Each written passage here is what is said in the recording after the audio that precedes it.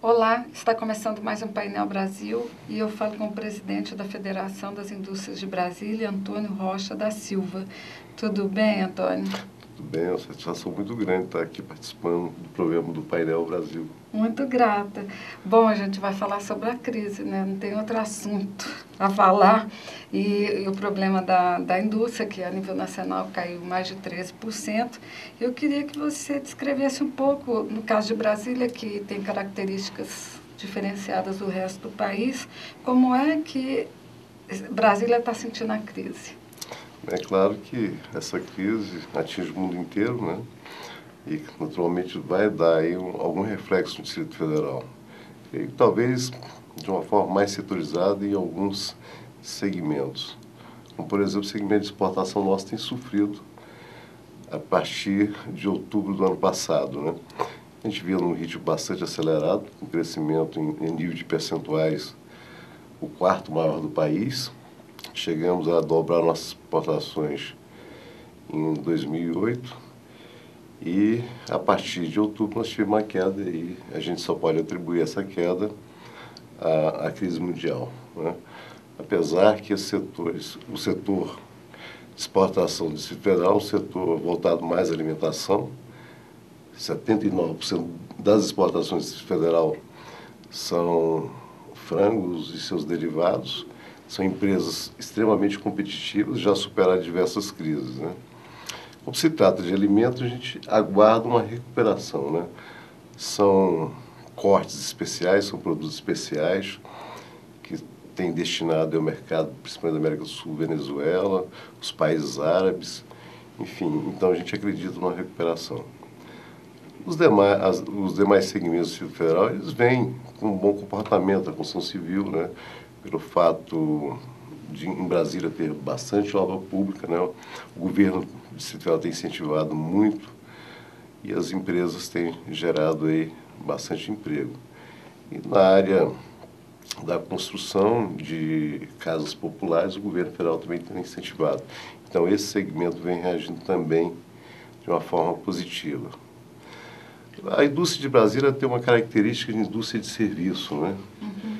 E temos aqui um contingente muito grande de servidor público, né? Temos uma das rendas per capita mais altas do país e isso naturalmente contribui para o mau consumo e contribui aí para que a crise internacional seja menos sentida em Brasília do que em outros estados.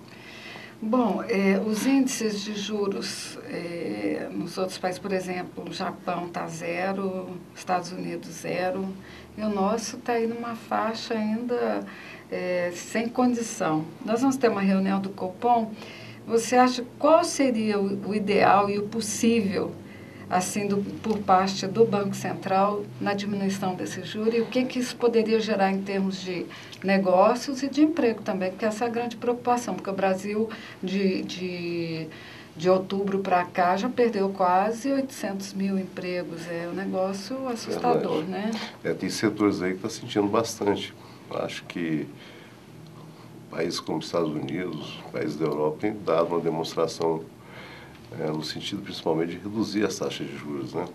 Isso incentiva a produção, né? Incentiva o consumo à medida que o produto tem um preço menor e, de uma certa forma, você pode financiar ele com um tempo maior.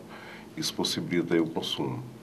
No Brasil, a gente tem uma taxa de juros muito elevada, quer dizer, se a gente fosse pensar o que seria ideal, seria estar no patamar aí do que está sendo aplicado hoje na Europa e nos Estados Unidos. Mas a gente sabe que a nossa realidade é diferente, a gente espera aí que pelo menos caia 2 pontos, que já é uma sinalização positiva, né? E que isso venha influenciar nas taxas de juros que afetam o consumidor, né? Que afeta a micro e pequena empresa, que é uma outra realidade que é muito mais alta do que a taxa Selic, né? Hoje se pratica no Brasil aí taxas em torno de 6%, 7%, 8%, né? E são taxas elevadas, naturalmente em nível de consumo, e creio que uma medida correta aí para incentivar a produção e o consumo seria a redução da taxa de juros. Nós tivemos uma entrevista aqui com o diretor da Caixa Econômica do Pequeno Crédito. E aí ele falou na oportunidade que é um crédito subsidiado, mas no valor de 3% e meio ao mês. Quer dizer que uma pequena empresa, uma microempresa, ela não tem condição de pagar isso. Imagina, em 24 meses ela vai pagar mais do que o dobro do que ela pegou. Então, eu acho que assim, as saídas para os empresários brasileiros estão bem reduzidas, você não acha, Antônio?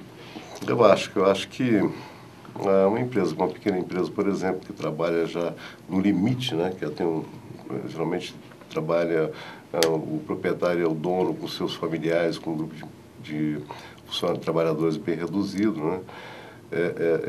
Ela consegue desenvolver seu trabalho com muita dificuldade. Agora, quando ela precisa fazer um investimento, que ela tem que buscar o recurso no banco, né?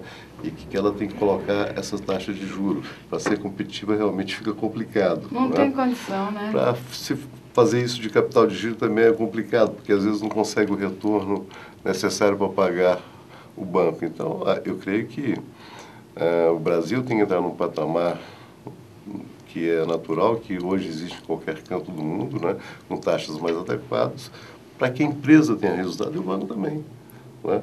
Senão o empresário acaba trabalhando para pagar só os juros ao banco. Né? Não tem e quando tem resultado.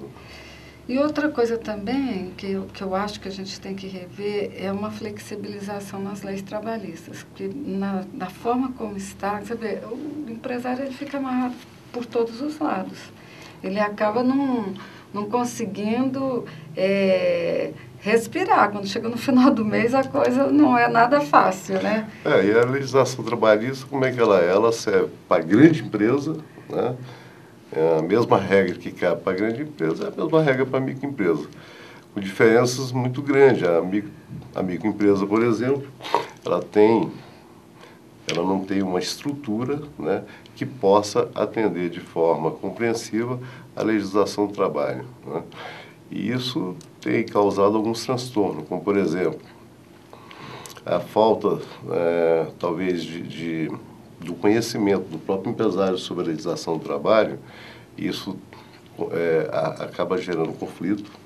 Esse conflito deságua na justiça e, às vezes, as liquidações de um determinado trabalhador acaba sendo maior do que o próprio patrimônio da empresa. É verdade. Aí nós temos duas conclusões. Fica o trabalhador à expectativa de receber, né? O empresário não tem como pagar, e fica a empresa inadimplente, acaba se dissolvendo, né?